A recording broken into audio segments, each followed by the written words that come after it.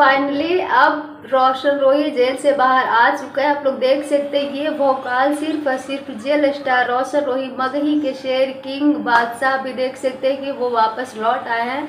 और इतना ज़्यादा खुशी का माहौल है पूरे मगही इंडस्ट्री में, इतना ज़्यादा खुशियाँ मनाया जा रहा है। गया पटना नवादा इतना ज़्यादा पार्टी हो रहा है क्योंकि रोशन रोही मगही की वो शेर है जो हर डीजे पे, हर शादी पे, हर गाँव में बजता है।